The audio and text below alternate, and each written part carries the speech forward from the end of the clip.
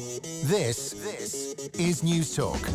Now you're welcome back. So we're going to start this evening with the football at the weekend in the Connacht final. 48th Connacht title for Mayo to Galway's 46th. There was a chance for Galway to pull level. Mayo 2-14, Galway 2-8. So a 6-point win for Mayo, who were down by 5 at half time. And then in Munster, well, in the end, after a bright Cork start, obliteration really. Kerry 4-22, Cork 1-9, 34 points to 12, a 22 points win. That's the biggest winning margin Kerry have had over Cork in a Munster final. To discuss, we're bringing Cork and Kerry together, All-Ireland winners both. We have Bríd Stack with us and Dara Ó Cinnéide. Keep it civil, you two, okay? That's all we can ask for. No bother. I've been admiring all Dara's books there behind him. I can't believe he's read them all. He's Yeah, how many of them have you read, Dara? Sure, that's only a third of the collection. There's loads more in front of the camera. It's for the acoustics, really. I'm doing it. Okay, lovely.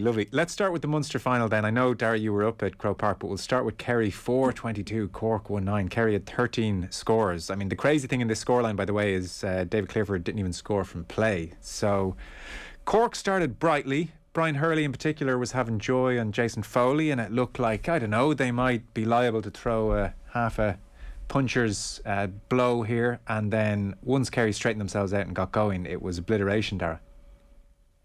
Yeah, I think it was interesting what Peter Keane had to say after the game, Joe, in terms of that they put a bit of work into their fitness in the off-season. And it was interesting that he said that. I think, they trust themselves that the fitness would come through.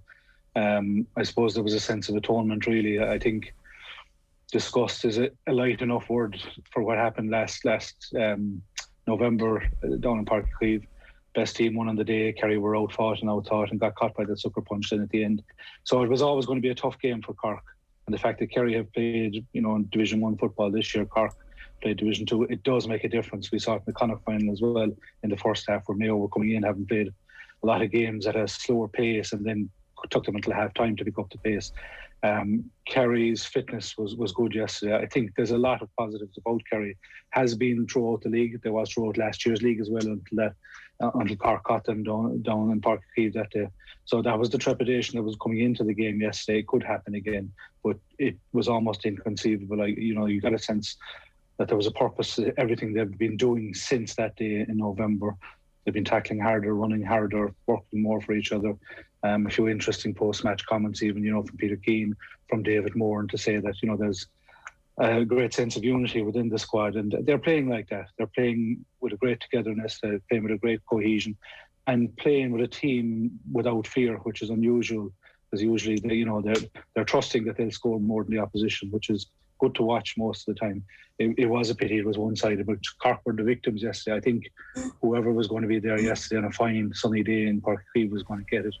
And I don't think there's anybody down in Kerry getting too carried away with the result. But at the same time, there is a genuine satisfaction with the performance.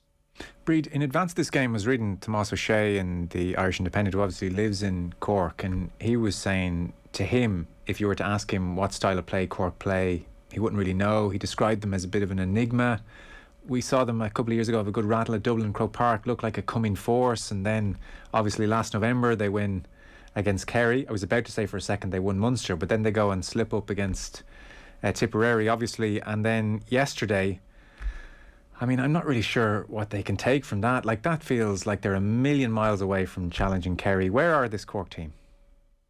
Yeah, like you say, I suppose I was there two years ago when we were down in Park Cleve, and we were kind of saying what type of Cork team were we going to see, and they played with gusto that day. Granted, look, Kerry came out on top, but we were delighted to see, a Cork team playing with such gusto. And then I suppose, even looking at the last 2 years, there has been just such inconsistency in their play. And I suppose, like, even you go back like there to the Division 2 or relegation battle, versus Westmeath, where they were lucky to get out of there, and then to come into the Limerick game and to maybe not play attacking football for a lot of that game was frustrating, I suppose, as a Cork supporter.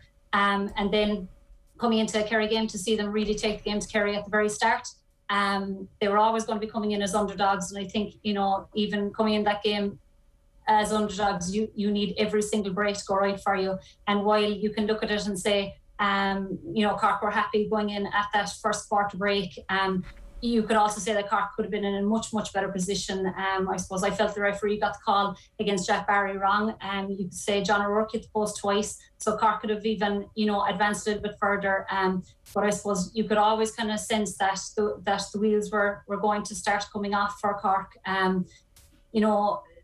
From the Kerry point of view, then for Kerry, for Clifford, I suppose hitting the ball probably directly at Martin where he normally would slot it. Granted, look, it was a super save, but uncharacteristic kind of fumbles, and Paul Murphy getting turned over for the Cork goal, and Cork then playing that fast ball that we love to see, and getting the ball into Hurley, and I suppose seeing two fit Hurleys, really taking the game on and giving, for Hurley to give Jason Foley a third time was great to see from a Cork perspective.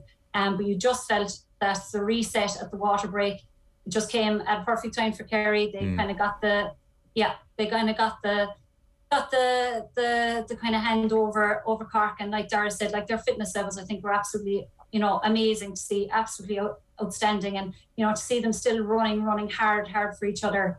Massive support play, massive confidence, like for Brino Bioglieve and at cornerback to be, and he kind of was in and out of the team there for the last year or two, and like for him to take the ball on and run 70 metres without a hand being laid on him, I think it just showed the confidence that this Kerry team are playing with. I think they've a real bit between their teeth, and I think they're not going to take absolutely a single thing for granted. We all knew going into this Munster final that I suppose they were never ever going to be any slight bit naive to Cork attack, and they really dismantled Cork in magnificent fashion, really, on Sunday. Yeah, and Bugly quieting down Brian Hurley as well when he moved on to him. Dara, just on the Kerry attack, two players who are blossoming and really, becoming household names and noticed by everyone nationally now. Paudie Clifford is just growing into his role beautifully, and then Sean O'Shea is really enjoying himself as well. So give us a word on these two and what they're doing this year. They were always exceptional footballers. Paudie has come through, I suppose, by dint of brilliant county championship performances with East Kerry over the years. Didn't set the world alight underage, but he's been a star performer at county championship level in Kerry for a number of years now. Great grafter, no job too dirty, and then has the finesse to give a good pass inside, and has the coolness to hold possession when it's required. Sean O'Shea, we've known about for years. He was a star minor. He was a star all the way up along. There's been a lot of commentary, I suppose, about how he's filled out and developed, I suppose, physically in terms of conditioning in the last 12 months. But he would have been another player that would have left Páirc Uí Chaoimh last year dejected, absolutely dejected, missed frees that he shouldn't have missed. And this is a guy who had an unbelievable free-taking temperament in the All-Ireland final in 2019. So he was always going to come. He was always going to be allowed that off day, but I'm sure the disappointment from his point of view was, those frees that were missed down in Páirc Uí Chaoimh was gnawed at him all the way through the winter this year. So he's become this player, and there was a particular point that he got yesterday in the first half where he turned twice. That you can do on a dry day, and I suppose the development of Sean as a footballer, and he's had a number of them, will be to do that on a wet day. I saw Sean O'Shea 2 years ago in the National League final against Mayo, where Lee Keegan was in his pomp, taking really good forwards out of it. And I think he got schooled that day, and Sean, learned an awful lot that day, and learned an awful lot about how to shake off the attentions of a top quality defender like Lee Keegan. And 2 years later, you see him, I suppose, having this ability to free himself up, as we saw in the counter attack there for the Gainey goal yesterday, and that's been a trait that's happened in the last year or so. It's been seen where he finds himself in pockets of isolated pockets, and I do think Paudie Clifford has a role in that as well, where he offers himself as an outlet. Dara Ó, who wasn't there yesterday and is unlikely to be featuring, he looks like a guy as well that complements that kind of play, so that you can have the luxury of keeping David Clifford and another player inside, somebody to connect that play. But Sean O'Shea physically is in great nick, very, very strong, very athletic, has a kind of an unusual running style, but is a superb footballer, as we saw with that point in the first half, where he dummied twice, and it could have gone off right hand or left hand, left leg or right leg, and it's a very hard man to mark. But I think a big part of his development as a footballer was being marked out of a league final by Lee Keegan a number of years ago. Right, interesting. Before we leave that match, Bríd, I'll ask you this, because I'll get short shrift asking Kerry people this question. Increasingly, there's a lot of people waving goodbye to Dublin as favourites and nudging cautiously over to the Kerry camp as favourites for the All-Ireland. Would you be one of them? Look, I suppose there's an Ulster derby still to go this weekend. And I think, looking at both Monaghan and Tyrone, you would say that Kerry would have the match of both of them. I'm very, very impressed with Kerry. And as I said, I think there's just a real steeliness. I think last year's Munster semi-final will be something that will live long in their heads, I say, this year. And I would imagine that they will leave no stone unturned. There is massive fitness levels. There's massive skill levels. They're out-and-out footballers, and now they're out-and-out footballers that are unbelievably fit. So they're a very, very hard combo. And spitting on the ground as you say it. Yeah, as a Cork person, look, you'd have to give mass credit to them. They're an unbelievable team at the moment, and hopefully it all lines up for what could be a fantastic All-Ireland final. Yeah, fingers crossed. So Dara, I heard you were in Croker yesterday for Mayo 2-14, Galway 2-8, an 11-point turnaround in the second half. That's a 10th All-Ireland semi-final in 11 years, by the way, for Mayo. It just shows, the extraordinary consistency there. So poor Joyce had a comment about the second half, a pretty simple one, and I'd say it went a long way towards explaining this game. They overran us. We knew that was coming up. So there was definitely a bit of that in that second half. What was your read on the game? At half time and before the game, I was giving Galway a chance. I honestly was. Half time, I thought they were in a decent enough position. I don't think the tunnel incident had much to do with the transformation. I do think the two substitutions, Owen McLaughlin and Kevin McLaughlin, coming on for Brian Walsh and Darren McHale, changed things up radically. Aidan O'Shea going in full forward, being a genuine target inside there. And Mayo just bucked up. They started running. They got their matchups right. They put Oisin Mullen and Shane Walsh, Padraig O'Hara and Damien Comer. Paul Conroy went out of the game the second half after a fantastic first half. And just Mayo, that's the word, overran them. It's coming back to conditioning on a warm day and a dry ball. The conditioning was phenomenal. I mean, we spoke about Jack McCaffrey. You look at, I suppose, Gavin White from a Kerry point of view. These people that just run at unbelievable pace, that no matter if the gap appears, they're going to go. Mayo have about four of those lads. It's Mullen, McLaughlin, Durkin, and Matthew Ruan at midfield is a serious pace when he sees the gap. And even Tommy Conroy up front, their movement, their speed of thought is very, very impressive. And obviously, Mayo as well. We can assume possibly that Dublin will beat Kildare. Mayo are going to really rattle Dublin. They're going to really rattle them, and they will have that game, the running game, to take to any opposition. Obviously, I'm sure Dublin are laughing at all this talk about Kerry, and otherwise, it's probably a bit disrespectful. They still have 5 or 6 of the best footballers in the country. Con, Kieran Kilkenny, Brian Fenton, James McCarthy, Dean Rock, all these lads. So they're in a good position as well. But in terms of Mayo, they do have the game plan to upset a team like Dublin. Yeah. And very, very impressive. I guess there will be question marks, of course. How did that first goal go in? They were half asleep. How did Shane Walsh latch onto it from the distance that he did?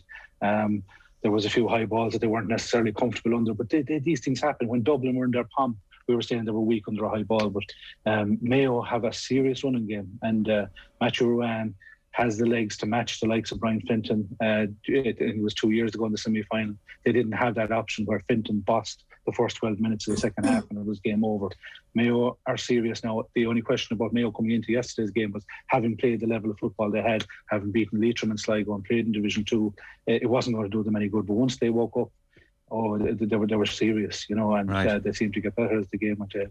Right, okay. So you really have them that high this year. Bríd, where are you on Mayo? Because I think when Cillian O'Connor's injury news came through, most people realistically said, well, not this year, Mayo, unfortunately. Yeah, and I agree completely with everything Dara said. But the biggest thing with Mayo now is they have so many options, and Bourne seems to have developed an environment now that is just allowing younger players to thrive and allowing them to step up and become the leaders that he wants them to become. Like we saw, I suppose, in the second half, I'm speaking about more in the second half. In the first half, probably they had a few issues to try to iron out, and that came with the nullifying, I suppose, of Shane Walsh, Comer and Conroy. And what I found was fantastic. Dara, you were there, but I found it was fantastic to have even Marie Crowe on the sideline telling us these little tidbits, and telling us that that they were going man for man on these 3 players, and you know what a nullifying job that they did on the 3 lads. And I suppose just left Galway a little bit stumped, and they had kind of no way of creating the way that Mayo were just running absolute rings through them. And like I said, I suppose the leaders that are developed, there are some of those lads that they look like they've been there 10 years. Like you take the likes of Oisin Mullen. I was really impressed with Park Ohara as well yesterday. I thought he had a great game. Ryan O'Donoghue, Matthew Rowan, Tommy Conroy in the second half. I thought they were fellas that were taking the game on, playing with massive confidence, and that has to stem from an environment that Horan is creating. And like Dara said, the fitness levels are absolutely through the roof, and you just hope that the good weather continues, because if we're seeing these type of games, you know, and these type of I suppose exhibitions of skill and power and pace, it'll make for a great finale, I suppose, to the end of this championship. Yeah, absolutely. Dara, sorry to put you under pressure. I've only about 30-40 seconds. The broadcaster and you will appreciate, but Joyce was really unhappy with the Ohara drag down of Walsh. I think he had a case, really. Yeah, well, Shane Walsh initiated it. He tried to stop Ohara coming out of defence. Right, okay. He stepped across him as any good forward will do, but Ohara definitely threw him to the ground. And there was unfortunately an injury then for Shane Walsh, and it was noticeable in the second half that Walsh was carrying his hand, and particularly when he came off, it was accentuated maybe, but definitely there was anything there. I had a peripheral view of it, and that's when you're following the ball, but Walsh did step across his run. Right. Ohara then flung him to the ground, and obviously the injury ensued from that. But I don't think Porter Joyce will be using that as an excuse for their second half performances. No, I agree. I think we're saying Mayo and Kerry comfortable winners in the end, and we're heading towards some interesting semi-finals and hopefully a final as well. Bríd Stack, thanks so much. Dara Ó Cinnéide, pleasure as well. Thanks, guys. No bother. Thank you. Dara Ó Cinnéide and Bríd Stack with us. And by the way, the football pod with Paddy Andrews and Andy Moore alongside Tommy Rooney, that is available every week Tuesday, and the place to get it first and exclusively first on the Tuesday is on the OTB SPORTS app. So just search for the football pod with Paddy and Andy generally and you'll find it, and if you download the OTB SPORTS app you'll get it every Tuesday.